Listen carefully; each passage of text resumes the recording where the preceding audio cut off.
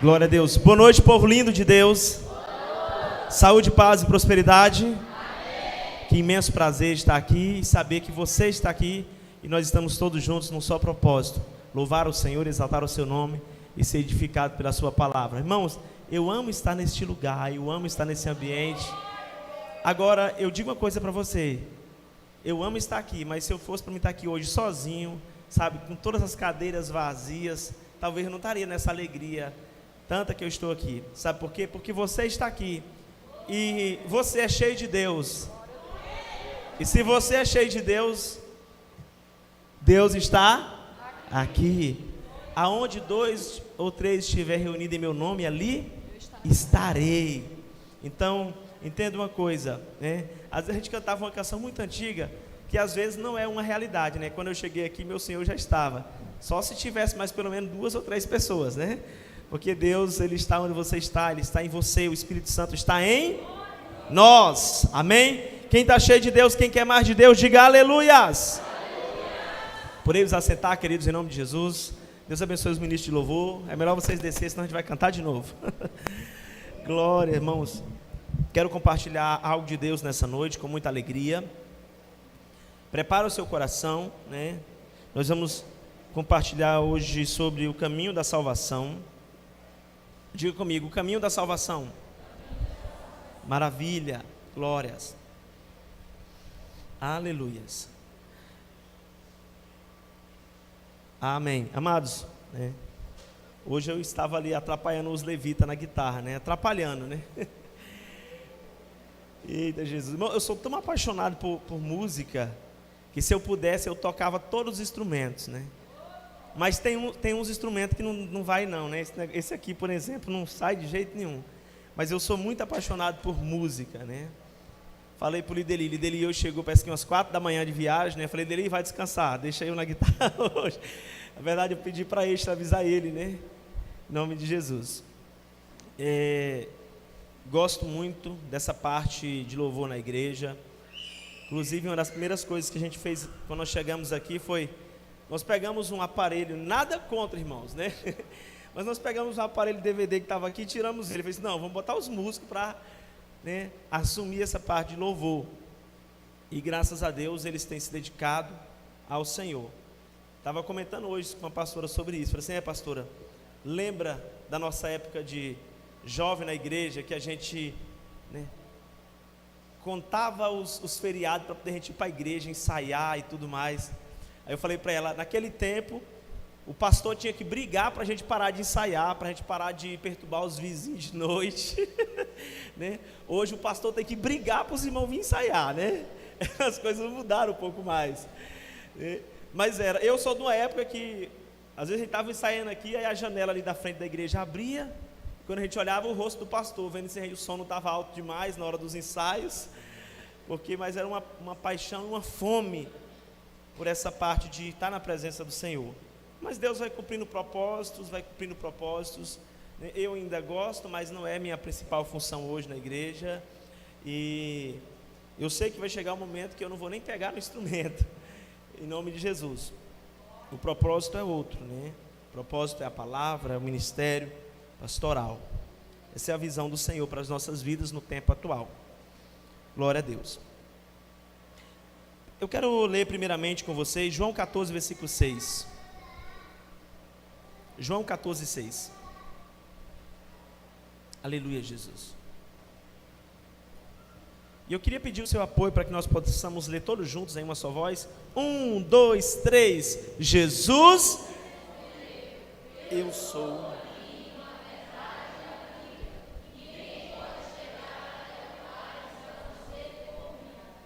Jesus respondeu que Ele é o caminho, a verdade e a vida, e ninguém pode chegar aos céus a não ser por Ele. Agora nós vamos para Provérbios 14, 12. Provérbios 14, 12. Falei, Senhor, eu quero ministrar algo muito simples para a compreensão da igreja.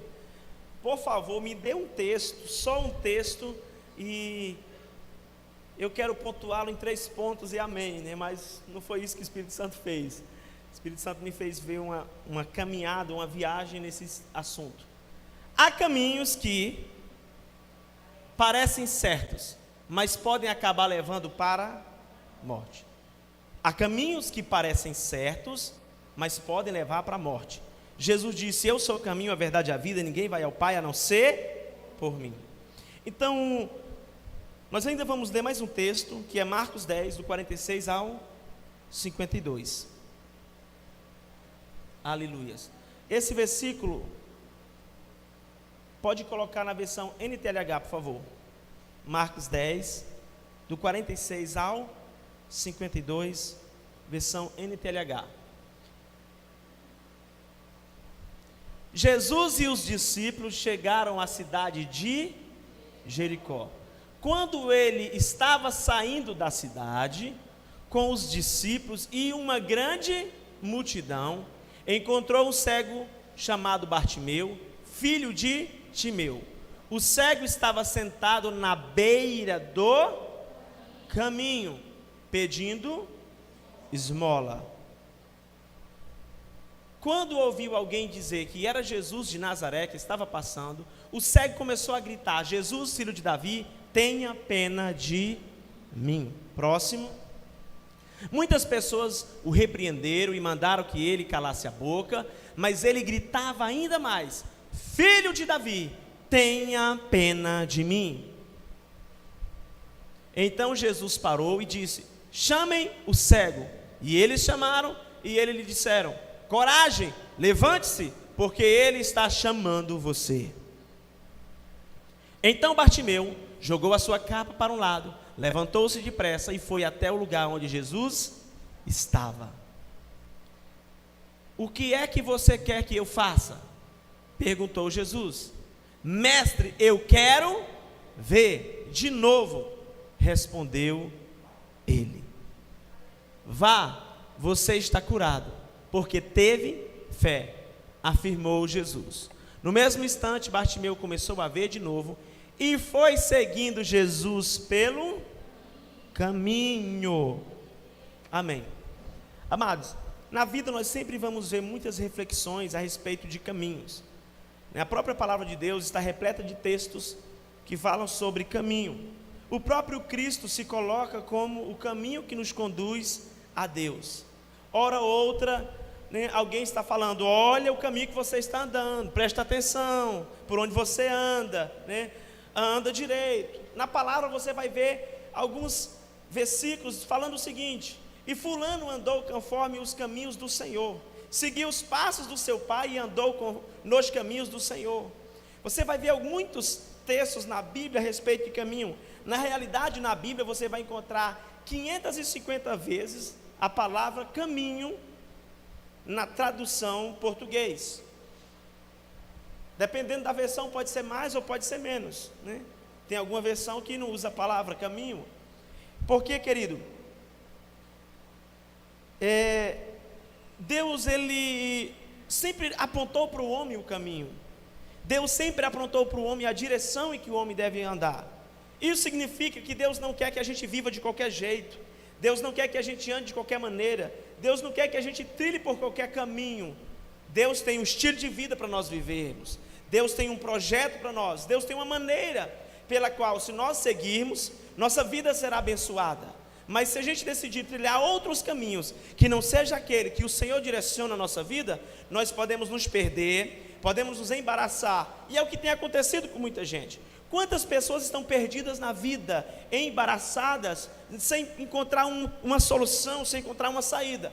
Elas tomaram algumas decisões, decidiram trilhar por caminhos, além de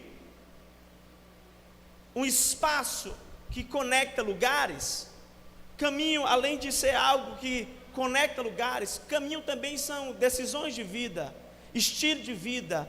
Caminhos também são escolhas que nós fazemos, a maneira que a gente decide viver a nossa vida.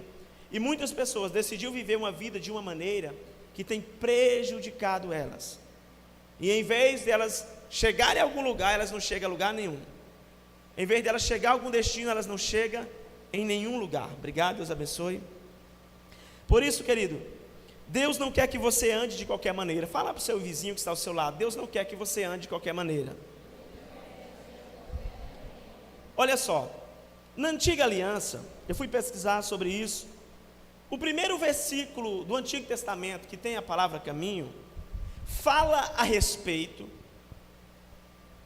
dos dois querubins que o Senhor colocou, depois que o homem havia pecado, errado a direção de Deus, errado o mandamento de Deus. Deus coloca dois querubins para guardar o caminho da árvore da vida. Então, a primeira vez que a Bíblia fala sobre caminho, é justamente, fala sobre um caminho que foi guardado, impedido do homem andar por ele por causa do pecado. E esse caminho era um caminho que conduzia o homem à vida, porque a árvore da vida no jardim significava vida eterna. Talvez você não ouviu isso ainda, mas o homem, ele foi feito conforme a imagem e semelhança de Deus, em natureza e caráter, ou seja, o homem, ele não era para morrer. Deus não fez o homem para conhecer a morte. Havia duas árvores ali no jardim, a árvore do conhecimento do bem e do mal e a árvore da vida. Essa árvore da vida daria ao homem vida eterna. É dessa mesma árvore da vida que Apocalipse diz que há nos céus. Então essa árvore daria vida eterna ao homem.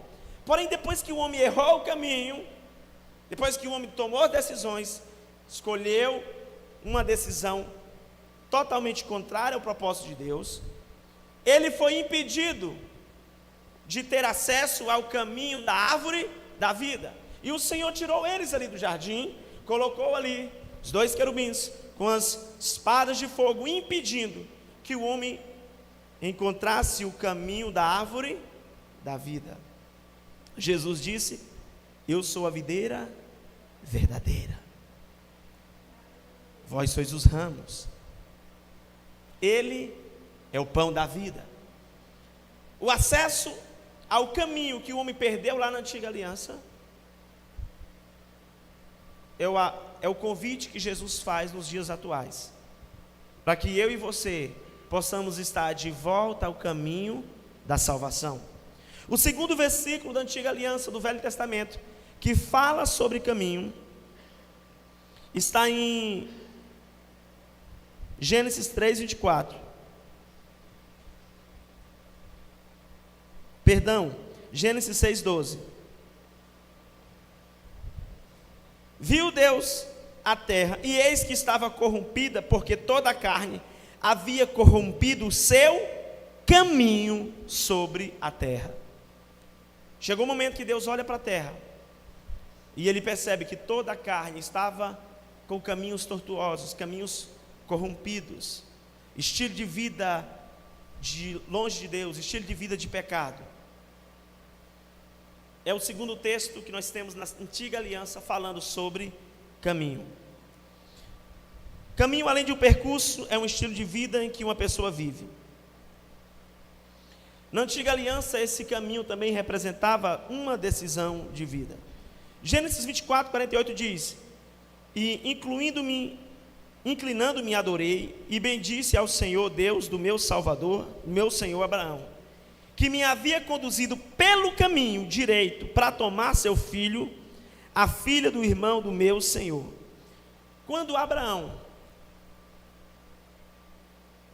está prestes ali a descer à sepultura, ele chega para o seu servo e diz assim: olha, você prometa para mim que não vai deixar que o meu filho Isaque case com mulheres estrangeiras. Pelo contrário, há uma direção de Deus, há um caminho a ser seguido, há um estilo de vida a ser seguido. Você voltará lá na minha terra e você vai buscar lá uma esposa para o meu filho Isaque. Então Eliezer partiu, conforme Abraão tinha orientado, conforme ele tinha conduzido, e ele diz que: e inclinando-me adorei, e bendisse ao Senhor meu Deus, do meu senhor Abraão, que me havia conduzido pelo caminho. Ou seja, Deus conduziu Eliezer pelo caminho, na direção correta, até o local em que ele encontraria a esposa de Isaque.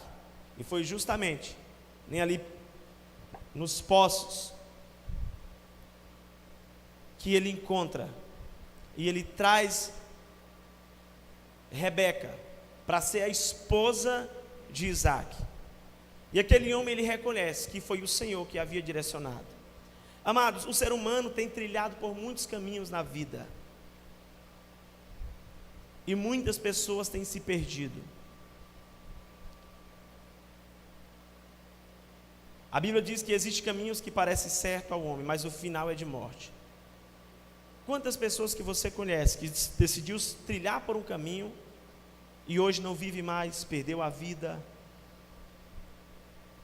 Quantas pessoas que você conhece que decidiu trilhar por um caminho, foi aconselhado, foi direcionado, foi orientado, mas ela tomou a sua decisão, ela decidiu partir, ela decidiu seguir em frente, e ela entrou por um caminho de fracasso.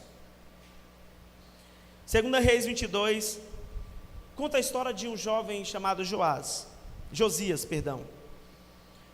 E a palavra diz que Josias fez o que era reto aos olhos do Senhor, e andou nos caminhos de Davi, seu antepassado, e nunca se afastou deles. Josias, ainda com 8 anos de idade, foi que ele assumiu o reinado. Ele reinou um período de quase mais de 20 anos. E a palavra diz que ele andou conforme o caminho do seu antepassado, o rei Davi. Ele seguiu um exemplo.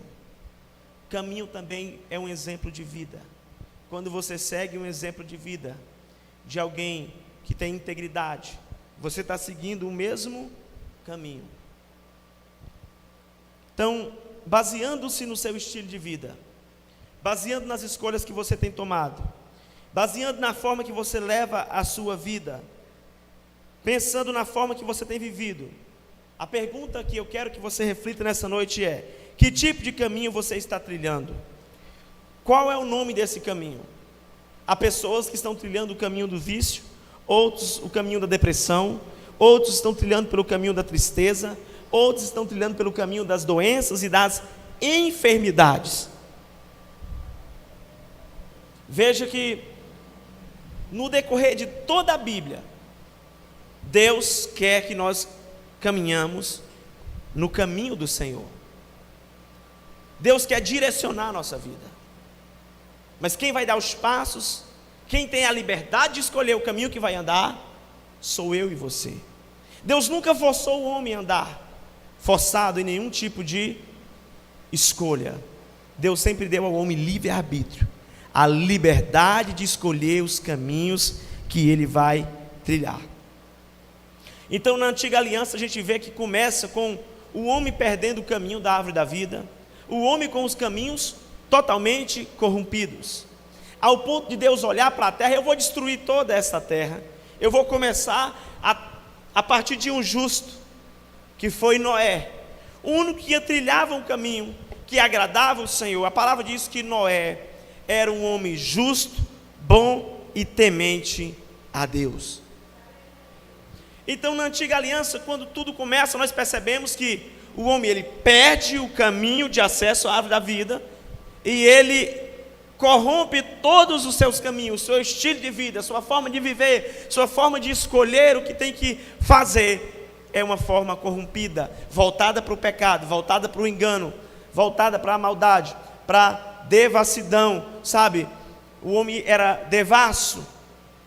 A palavra diz que no período em que o Senhor ia destruir Sodoma e Gomorra, os anjos do Senhor veio ali visitar Ló, e os homens daquela cidade queriam entrar na casa de Ló, e não sabendo que eram anjos do Senhor que estavam ali, ele queria que Ló entregasse aqueles homens para que eles tivessem relações com eles.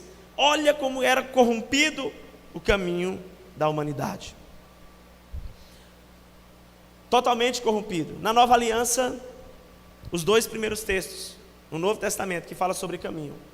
O primeiro texto que fala sobre caminho é o texto onde que o Senhor direciona os magos: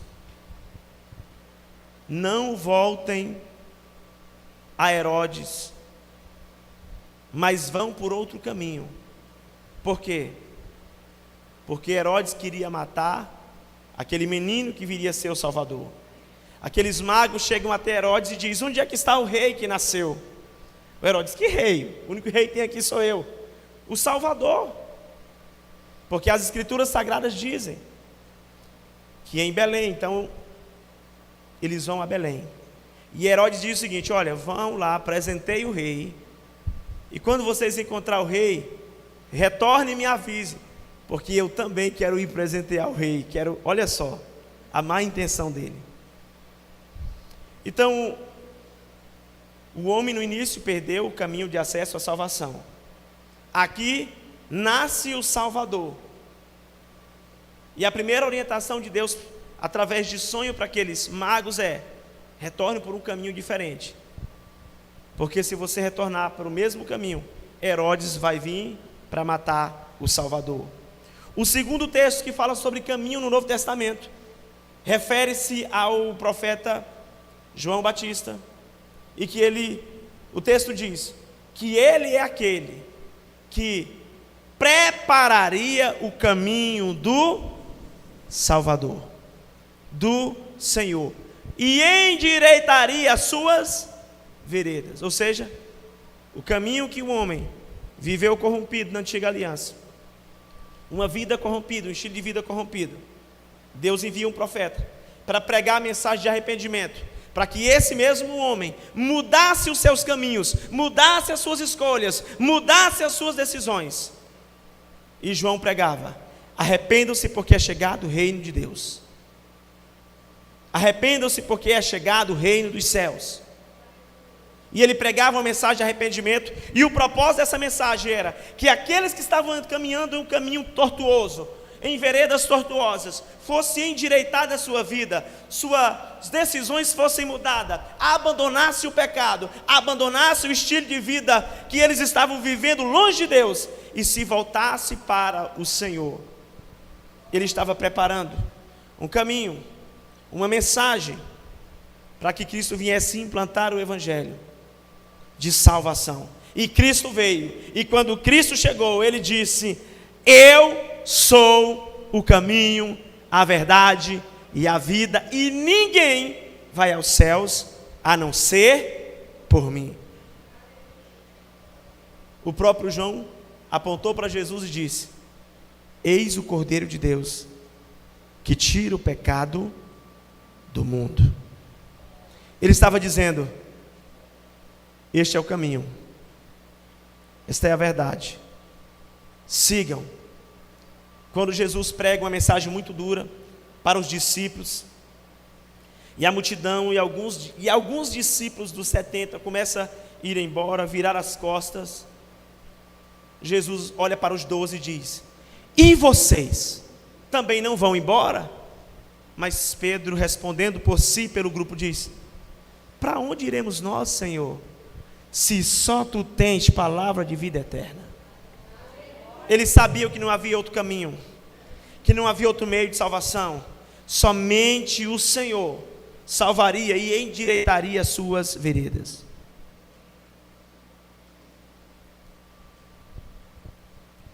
Então, querido, veja que Cristo veio sendo tanto o caminho de salvação, quanto o caminho que endireita as nossas veredas. Quem andava uma vida tortuosa, quando passa a seguir a Cristo, a seguir os passos de Cristo, a sua palavra e o Evangelho da cruz, passa a ter a vida endireitada, passa a ter seus caminhos e suas veredas endireitadas.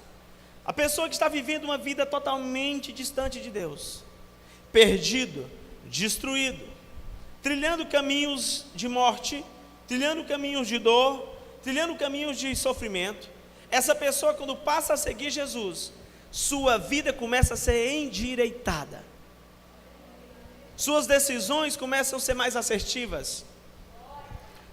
Quantos de nós não fomos endireitados quando passamos a seguir o caminho de Cristo? Quantos de nós levávamos um estilo de vida totalmente tortuoso? Quantos de nós era decepção para os nossos pais? Quantos de nós causávamos dor dentro do nosso casamento? Mas quando viemos para Cristo e de fato decidimos literalmente, integralmente seguir as verdades do Evangelho, a nossa vida foi mudada. Eu digo literalmente, integralmente e totalmente, porque nem todos, sabe, que dizem seguir a Cristo, cumpre integralmente os seus direcionamentos e os seus mandamentos.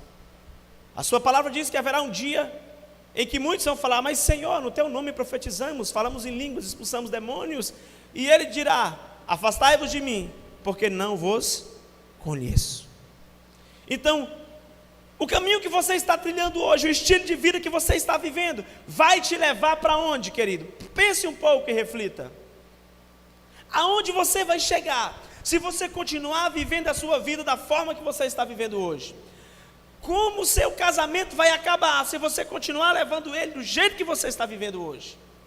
Como será o futuro dos seus filhos se você continuar criando eles da mesma forma que você está criando agora? Como vai ser a nossa vida espiritual daqui a 5, 6, 10 anos se nós continuarmos vivendo e tomando as mesmas decisões espirituais que nós tomamos hoje? Precisamos alinhar as nossas veredas em Cristo, endireitar os nossos caminhos. Precisamos avaliar as decisões que estamos tomando na vida, para não estarmos longe do caminho do Senhor. Se você se afastou, é tempo de voltar. Cristo, ele veio endireitar os caminhos perdidos, as veredas perdidas. E quando eu chego nesse texto do cego Bartimeu,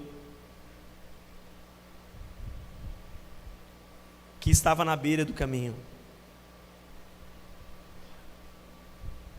Tem gente que está no caminho certo,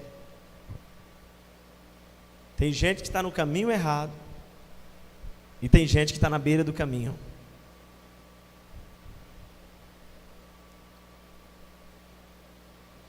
Interessante que as pessoas que estão na beira do caminho,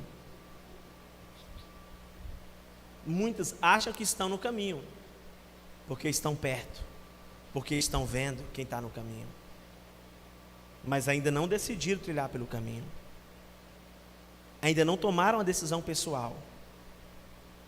É aquelas que estão no passo da dúvida, se elas vão seguir Jesus pelo caminho ou não. Eu quero compartilhar alguns entendimentos que o Senhor me deu nesse texto, depois da gente refletir um pouco sobre caminho, tanto no Antigo Testamento, quanto no princípio do Novo Testamento, que aponta para Jesus. Aquela árvore da vida que o homem perdeu o caminho, é Jesus hoje.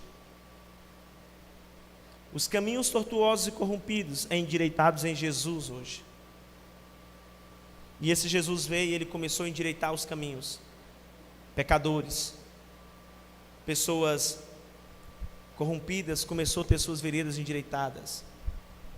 Pessoas possessas de demônios começaram a ser libertas e começaram a ter suas vidas endireitadas em Cristo. Até o momento que Jesus chega em Jericó. Interessante que quando Jesus chega em Jericó, ele já endireita ali o caminho de um homem chamado Zaqueu. Zaqueu, talvez na nossa época atual, existe muitos Zaqueus. O que o Zaqueu fazia? O Zaqueu, ele era fraudulento nos seus negócios, ele era aproveitador nos seus negócios, ele usava a sua posição, usava a sua função para poder extorquir, se aproveitar, tirar dinheiro além do necessário. Você acha que não existe Zaqueus nos dias atuais, que precisam endireitar suas vidas? Às vezes o Zaqueu é um crente que não paga os débitos, as contas, e precisa endireitar suas veredas. Irmãos, amém? É verdade. Então Jesus começou a endireitar, e o texto diz que quando Jesus está saindo de Jericó, há ali outro personagem, e esse personagem, ele estava à beira do caminho. Nessa passagem, volta lá para Marcos, texto inicial, por favor, Marcos 10, 46.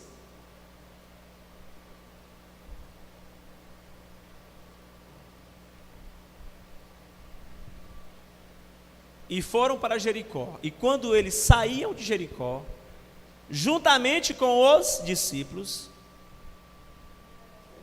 e uma numerosa multidão, Bartimeu, cego, mendigo, filho de Timeu, estava assentado à beira do caminho. Amados, quem é que foi para Jericó? Quem? Jesus e mais quem? Então vamos tratar aqui alguns personagens. Primeiro personagem, Jesus. Quem é Jesus? É o Filho de Deus, é o enviado, é o Messias. Ele está cumprindo seu ministério aqui. Ele está endireitando as veredas, pregando o evangelho, chamando o povo ao arrependimento, trazendo mudança na vida das pessoas. Nós temos também os discípulos. Quem são os discípulos? Os seguidores que decidiram seguir Jesus quando Ele os chamou. E eles estão trilhando os mesmos caminhos que Jesus. Aonde Jesus está, os discípulos estão. Aonde Jesus vai, os discípulos vão. Aquilo que nós ministramos na conferência, né? Discipulado é relacionamento. De fato, o discípulo, ele convive com o mestre todo o tempo. E nós temos aqui um terceiro personagem, que é a multidão. A multidão também seguia Jesus. Aonde Jesus ia, seguia a multidão. A multidão estava interessada em algo. No que a multidão estava interessada? Milagres, né? Havia enfermos, havia doentes, e eles estavam interessados em milagres. Então surge aqui o terceiro personagem. E esse personagem quem é? Bartimeu. Agora vamos lá. Quem é Bartimeu? Primeira coisa, Bartimeu é cego. Quem mais Bartimeu é? Mendigo. Quem mais Bartimeu é? Filho de Timeu. E o que Bartimeu estava fazendo? Sentado. Aonde? Na beira do caminho. Então era um cego, mendigo, filho de um senhor chamado Timeu, né? Eu não sei se é nome ou sobrenome que ele carrega do pai, mas tudo indica que tem a ver com o nome ou sobrenome do pai. Filho de Timeu e que estava sentado à beira do caminho. Agora existe algo interessante aqui. Este cego é o único cego que foi curado. E outros foram curados, mas que foi curado e que teve o seu nome citado pela Bíblia foi só esse. Nenhum outro cego que foi curado. O caso de Paulo é outro, né? Paulo, as escamas caiu dos seus olhos, é uma questão diferente. Mas nenhum outro cego que foi curado na Bíblia teve o seu nome revelado. Então, todos os outros personagens estavam no caminho, mas Bartimeu não estava no caminho. Bartimeu estava na beira do caminho. E eu quero trazer algumas reflexões a respeito disso. Primeiro, quem era ele? Um cego, aquele que não enxerga. Um mendigo, aquele que passa necessidades. Filho de um homem chamado Timeu. Ele ficava à beira do caminho fazendo o quê? Pedindo esmola. Um pão para matar a fome, talvez daquele dia, talvez o almoço daquele dia ele ganhava ali. Mas quando nós entendemos que a Bíblia fala o nome de Bartimeu e fala também, o nome do seu pai, Timeu, nós passamos a entender que ele não era uma pessoa desconhecida. O pai dele não era alguém desconhecido. Talvez era só mais alguém que, mesmo sendo conhecido, decidiu trilhar caminhos errados. E a situação do filho. O interessante é que esse cego, ele disse que queria ver de novo. Eu quero ver. Ele já tinha visto antes. Qual foi o caminho que ele decidiu trilhar, que levou ele a ficar cego? Qual foi o caminho que ele decidiu trilhar, que levou ele a se tornar um mendigo? Qual foi, querido, as decisões que ele tomou para a vida, que fez acontecer o que aconteceu com ele? Tem muita gente hoje assim, na beira do caminho. Tem muitas pessoas que elas não são cegas fisicamente, elas são cegas espiritualmente, porque estão tomando decisões que estão prejudicando a sua vida, estão tomando decisões que estão prejudicando a sua família, e não conseguem ouvir um conselho: ei, muda, cuidado, você está prejudicando a sua casa, você vai prejudicar a sua vida financeira. Gente que está tomando decisão que vai levar ao fracasso, e não consegue perceber. Então esse cego, ele não era desconhecido, ele carregava o nome do seu pai, e apesar de ser cego, sabe, ele está vivendo uma vida ruim, difícil. Até o momento, Bartimeu não estava seguindo o caminho de Cristo, mas ele viu Jesus passar, ele ouviu Jesus passar, ele teve uma oportunidade de mudar a sua vida, ele teve uma oportunidade de mudar a sua direção, e ele agarrou aquela oportunidade. A palavra diz que ele estava à beira do caminho, e é sobre isso que nós vamos refletir daqui para frente. O que é estar à beira do caminho? Pergunte para o seu vizinho: o que é estar à beira do caminho? E o Senhor me trouxe alguns entendimentos a respeito disso. Primeiro, à beira do caminho é um lugar de pessoas que apenas olham a trajetória dos outros e não faz a sua própria caminhada. À beira do caminho, querido, é um lugar onde que você vai ver pessoas olhando a história dos outros, olhando a trajetória dos outros.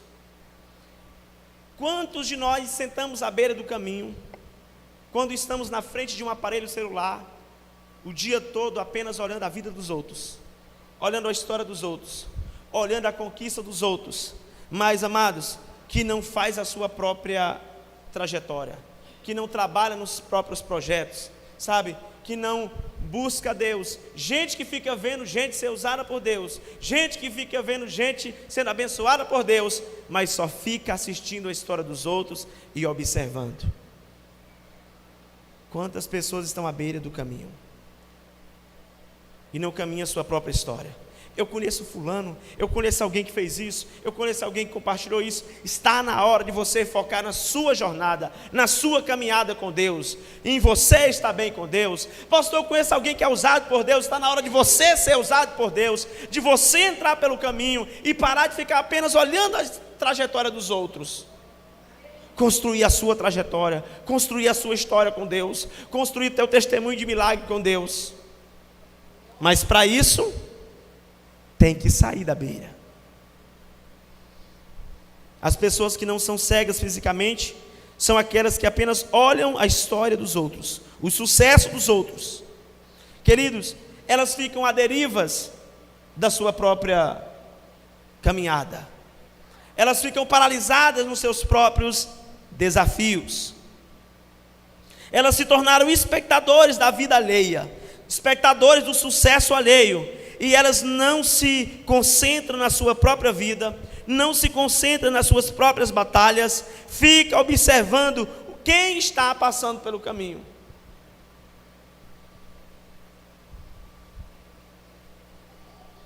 E o que mais há hoje são distrações, para você não focar na tua história de vida, para você não focar nos teus projetos. Quantas notícias de escândalo, de não sei o que, sai. Você viu o que aconteceu com fulano? Ih, rapaz, e foi mesmo, aconteceu? Aí vou já pesquisar aqui na rede social. Meu Deus! Aí passa horas e horas. Pastor, e aquela tragédia que aconteceu com aquela mulher, né? E o marido foi um responsável. Aí parece que não foi o marido, parece que foi também o pastor estava envolvido, e não sei quem estava envolvido. E você fica na beira do caminho olhando, sabe, tanta coisa, e esquece de focar na sua vida, nos seus filhos, na sua família, na sua caminhada. A beira do caminho é o lugar que gente para sua vida para ficar olhando a vida alheia. Diga misericórdia. Ô amado, para você viver o seu próprio milagre. Você tem que fazer como Bartimeu, sair da beira do caminho e entrar no caminho e seguir Cristo.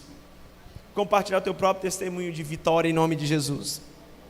Segundo, à beira do caminho estão pessoas que desistiram ou que estão cansadas.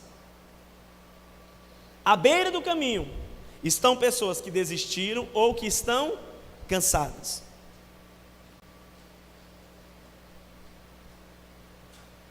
Até meus 9 anos de idade eu morei no campo, na roça, né? E a gente, para ir para a cidade, tínhamos que andar 22 quilômetros no pé e 17, né? É que a gente pegava o veículo, né, o transporte para chegar na cidade. 17 quilômetros de asfalto, onde a gente pegava, e 22 no pé. Com 9 anos, 8 anos de idade, fiz isso muitas vezes. Só que acontecia algo. Às vezes a gente parava e se assentava na beira do caminho para descansar. Geralmente a gente fazia isso quando tinha próximo a um lago. Aí tirava aquela sacola de açúcar com farinha e torresmo para descansar, porque 22 quilômetros no pé não é fácil. Com criança, às vezes levando, né? Carregando material. Algumas das vezes eu ainda lembro de, nesse período dos 22 quilômetros, andar no cangote do meu pai, né? Nas costas. Mas às vezes a gente parava para descansar. Tem muita gente que ela parou a sua trajetória, ela parou de seguir sua caminhada com Cristo, porque faltou combustível. Em algum momento elas se cansaram. Tem gente que desistiu de projeto familiar, porque ela cansou disso, por causa de frustrações, traições, decepções, e sonhos, e mais sonhos, e tantos sonhos aí. Fez ela desanimar. Tem muita gente que você está passando e diz: você não vai não? Não, eu não vou, estou cansado, eu desisti. Enquanto um está correndo a carreira, correndo a caminhada, um está dizendo: eu ainda vou casar. O outro: eu já desisti, eu não quero. Frustração, traição, família, quero família não. Estão na beira do caminho. Eles apenas assistem aqueles que ainda estão sonhando, que estão acreditando, que estão lutando. Mas tem muita gente na beira do caminho, cansado, e outros já desistiram. Talvez você está assim.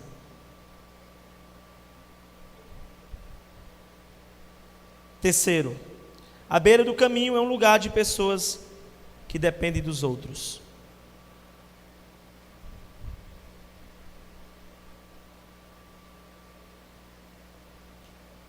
A beira do caminho é um lugar de pessoas que dependem dos outros. Este cego, ele vivia ali na dependência que alguém entregasse uma esmola, que alguém desse uma ajuda. Ele vivia na dependência. Se ninguém passasse ali para ajudar ele, talvez naquele dia ele não se alimentava. Talvez naquele dia ele passaria muita fome, porque vivia na dependência. À beira do caminho estão as pessoas que aprenderam a viver na dependência dos outros. Existem pessoas que dependem dos outros e existem pessoas que aprenderam a viver na dependência dos outros. Aquelas que aprenderam a viver na dependência dos outros, elas podem fazer alguma coisa, mas elas não fazem. Elas podem se levantar para a vida, mas elas não se levantam. Elas aprenderam a viver dependendo de alguém. Aprenderam a escorar em alguém. Sabe? Ela vive na dependência dos outros. Pessoas que não se movem para o próprio crescimento. Pessoas que se conformam e se estagnam. Estão à beira do caminho. Filhos que sugam as forças dos pais. Maridos que não assumem a responsabilidade do lar. Esposas que não honram maridos. Pessoas que vivem na dependência que alguém faça algo por eles. Sabe? Que lhe ajude, né? Ela não usa as próprias pernas para fazer alguma coisa. Maridão Sai da beira do caminho, seja responsável pela sua casa, pelo seu lar. Filho, saia da beira do caminho, pare de sugar a força dos seus pais e comece a ajudá-los. À beira do caminho está gente que aprendeu a viver na dependência dos outros. Alguém vai passar aqui, alguém vai lançar uma esmola para mim, e não se move, não faz nada. Mensagem da RCE, como o dízimo. Talvez seja porque realmente depende e precisam, sabe? Porque como aquele cego lhe faltava algo, lhe faltava visão.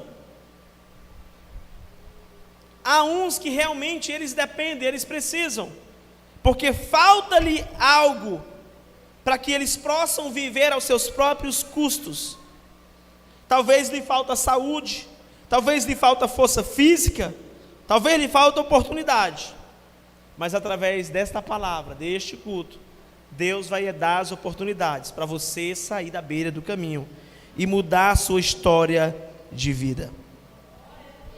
Aleluia, Jesus.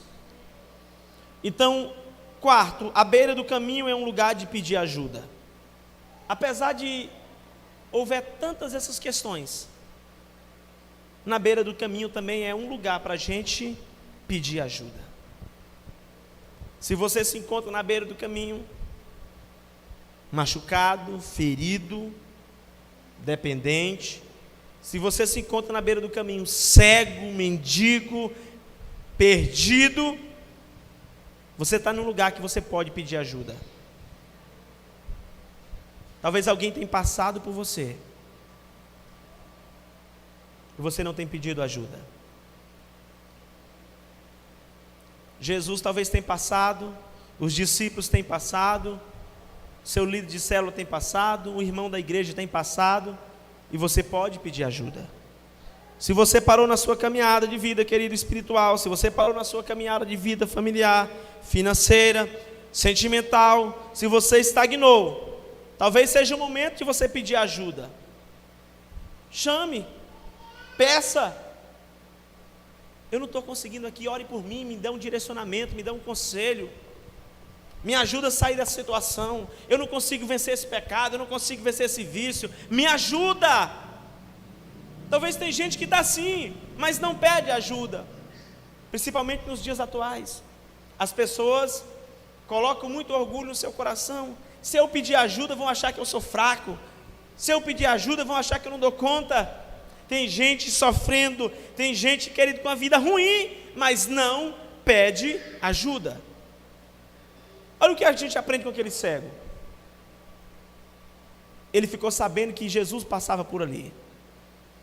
E quando ele fica sabendo que Jesus passava, ele começa a berrar: Jesus, filho de Davi, tenha pena de mim, tenha compaixão de mim. E ele sabia quem era Jesus. Ele tinha ouvido falar de Jesus. Oh, aleluias. Talvez essa é a noite que você precisa chegar diante de Deus e falar: Senhor, o que eu não estava dando conta mais, eu te peço agora ajuda. Irmãos, às vezes acontece cada situação. Essa semana mesmo aconteceu uma situação de uma pessoa me chamar para conversar por alguns segundos, e a pessoa estava visivelmente abalada, abatida. Quando a pessoa começou a contar um pouco da história de vida, eu falei: olha, eu vou pegar o óleo de unção, vou orar por você e vou lhe ungir. Aí ela: tudo bem, pastor, ore e me unja, mas senta um pouquinho, deixa eu lhe falar. E a pessoa começou a abrir o seu coração, e de repente ela olha para ela, e ela começa a olhar assim: olha, estou me sentindo melhor, estou me sentindo bem. Eu falei: eu nem orei, estou me sentindo bem. O fato de conversar, de demonstrar que precisa de ajuda, de demonstrar que precisa de apoio, foi o suficiente. Mas a pessoa estava muito ruim, ela não estava bem, fisicamente ela não estava bem, sobrecarregada. Se você está precisando de ajuda, não morra sozinho, não sofra sozinho, não chore sozinho, Clame: Jesus, filho de Davi, tenha compaixão de mim. Tenha compaixão de mim. Qual é a situação que você precisa de ajuda? Quem está na beira do caminho é o lugar de pedir ajuda. Quinto, o quinto é um pouco mais pesado, segura aí. A beira do caminho é o lugar de pessoas que não se comprometem e que não se envolvem. Lucas capítulo 8, versículo 12 diz: os que estão à beira do caminho são aqueles que ouvem, mas logo vem o diabo e tira-lhe do coração a palavra, para que não suceda que crendo sejam salvos. Ou seja, o texto está dizendo que aqueles que estão à beira do caminho, elas até ouvem a palavra, assim como Bartimeu ouviu, Jesus está passando, mas vem o diabo e arranca do seu coração, para que elas não sigam Jesus pelo caminho. São as pessoas que não se comprometem, que não se envolvem. Eu sou uma pessoa boa. O que a gente mais tem hoje na mídia é isso. Eu sou uma pessoa boa, eu não faço mal para ninguém, eu não preciso ir para uma igreja, eu não preciso de Jesus, eu não preciso me envolver, está tudo bem. Pessoas que estão à beira do caminho, que não se envolvem. Eu não preciso congregar, é o que mais tem. Gente à beira do caminho, achando que pode ser salvo sem entrar pelo caminho, achando que pode ser salvo sem entrar pela porta. Eu vou à igreja todos os domingos, eu visito a igreja, eu ajudo os pobres, mas estar na beira do caminho não é o mesmo que entrar pelo caminho, não é a mesma coisa. Ser um bom religioso não é entrar pelo caminho. Entenda algo, é preciso se comprometer. Me ajude a ministrar. Diga para o seu vizinho: é preciso se comprometer com o caminho, com a jornada, com a caminhada. Não dá para ser espectador. Você tem que caminhar com Cristo. Tem que se decidir, irmãos. Tem que se decidir. Tem que tomar a própria decisão. Você vai ficar como espectador a vida toda, vendo Jesus passar, vendo os discípulos passar, multidões de pessoas passando, gente sendo salva, gente caminhando, gente seguindo a Cristo. É preciso você tomar a sua decisão. Ah, pastor, mas eu já vou à igreja, eu já sou um bom religioso, eu já ajudo, eu não faço mal, eu não bebo, eu não faço isso, mas tem que entrar pelo caminho. É só em Cristo que chega aos céus.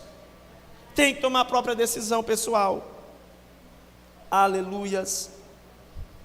É preciso confessar Jesus. E a palavra diz que aquele cego, o que ele fez? Vamos seguir Marcos 10, 48.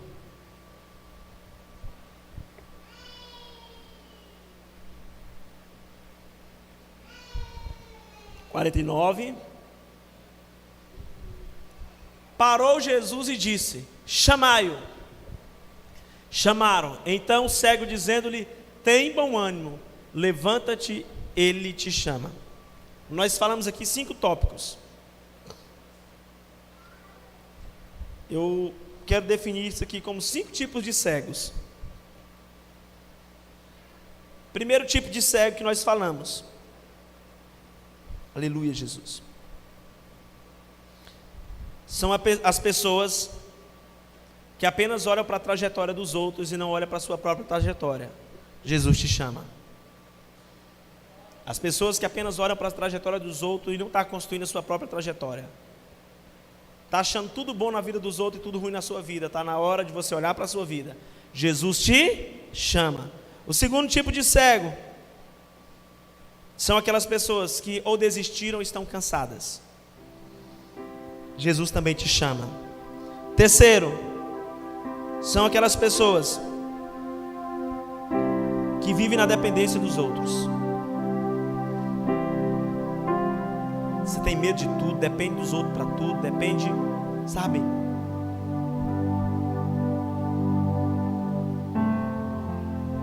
Quarto tipo de cego que Jesus chama nessa noite são aquelas pessoas que estão precisando de ajuda, mas não têm pedido ajuda. Não conseguem perceber que precisa ser ajudado. Está no lamaçal e não consegue sair. Precisa de ajuda. Quinto tipo de cegos, espiritualmente falando, queridos, são aquelas pessoas que não conseguem se comprometer e se envolver no caminho. Elas ficam apenas pelas beiradas. É um bom visitante de célula, um bom visitante de igreja, mas não quer se comprometer com Cristo e com o Evangelho, porque ela sabe que Jesus pede para ela abandonar a vida dela. E ela não quer abandonar. Jesus te chama também. Aleluias. Levanta-te, Ele te chama. Levanta-te, Ele te chama. Olha para o lado, para o outro. Levanta-te, Ele te chama. Levanta-te, Ele te chama. Vamos seguir o versículo. Ainda de pé, olha só. 50. Lançando de si a capa, levantou-se de um salto e foi ter com Jesus. Olha só, amados, o que acontece com esse cego? Perguntou-lhe Jesus: que queres que eu te faça? Respondeu o cego: mestre, quero que eu torne a ver, ou quero ver de novo. Ele já enxergava, ele perdeu a visão, e agora ele pede que o Senhor restaure a sua vista. Vá, você está curado porque teve fé, afirmou Jesus. No mesmo instante, Bartimeu começou a ver de novo e foi seguindo Jesus pelo caminho. Ele quis ficar na beira do caminho. Agora, querido, ele terá suas veredas endireitadas. Essa é uma noite de sairmos da beira do caminho. Nós vamos ter um momento de oração e um momento de louvor. Os ministros vão louvar o Senhor uma canção. Eu quero fazer uma oração específica nessa noite. Se você se identificou com alguma parte dessa mensagem, com alguma área, todos aqueles que se identificaram com alguma área que não seja salvação, eu quero que vocês venham aqui para a minha esquerda. Todos aqueles que se identificaram com uma área que Jesus está te chamando para salvar a sua vida, e você quer confessar Ele como Senhor, e a partir de hoje seguir Ele pelo caminho, eu quero que você venha aqui para a minha direita, porque todas as pessoas que vêm aqui à frente, eu quero fazer oração por elas, em nome de Jesus. Se você está precisando de ajuda, se você precisa se envolver, se comprometer, se você precisa parar de focar na história dos outros e focar na sua própria vida, enquanto essa canção é ministrada, sai do seu lugar, querido. Deixe o Senhor agir na sua vida. Pessoas aqui que precisam de cura, como aquele cego, viverão curas. Aleluias. Levante-se, Jesus te chama. Ele te chama. Oh, Espírito Santo de Deus. Se você se identificou com alguma área dessa mensagem, não tenha vergonha de vir aqui à frente receber esta oração, em nome de Jesus.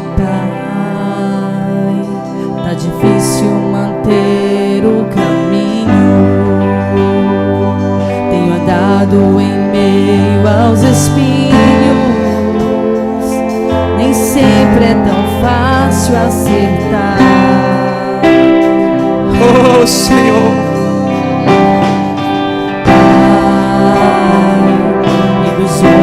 calçam os meus pés, me roubando em meio a cordéis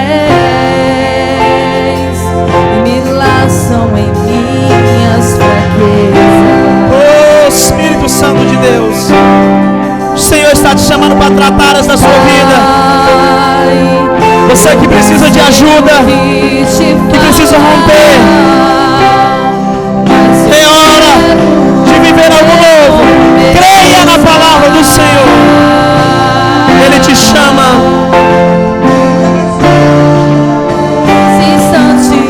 O Senhor está aqui. Ele vai tocar na sua vida.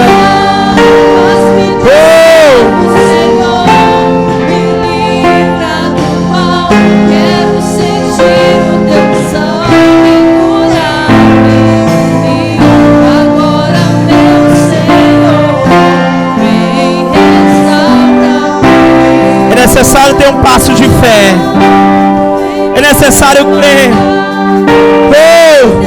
É necessário ouvir a voz de Jesus nos chamando. Deixar, querido, que a sua voz nos conduza. Se você foi tocado por alguma parte dessa palavra, sai do seu lugar. É hora de receber o toque de Deus. O Senhor te chama para mudar áreas da sua vida, para você viver um novo tempo. O Senhor chama pessoas para se envolver na caminhada. O Senhor chama pessoas para salvar, para endireitar as suas veredas. O Senhor chama pessoas nos dias atuais, para mudar histórias. Ele está abrindo seus olhos espirituais. Ele está abrindo, querido. Não deixe essa cegueira espiritual impedir você de viver algo novo. Pai, eu nem sei o que te falar.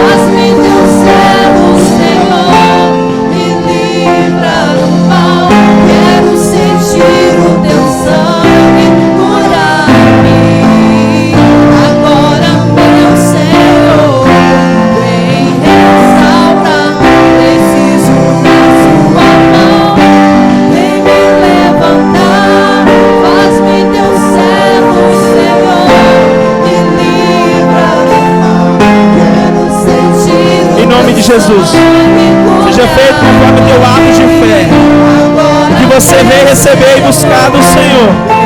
Recebe dele, em nome de Jesus. Que você vem buscar e receber de Deus. Recebe em nome de Jesus. Em nome de Jesus. Em nome de Jesus. Preciso da tua mão. Vem me levantar. Se você precisa, querida, de ajuda em alguma área da sua vida, chame pelo Senhor, clame por Ele. É hora de se levantar. Jesus te chama para mudar a tua história de vida. Meu Senhor, vem restaurar. Preciso da tua mão. Vem me levantar. Faz-me teu servo, Senhor. Me livra do mal. Quero sentir o teu sangue curar-me. Agora, meu Senhor, vem restaurar-me. Aleluias.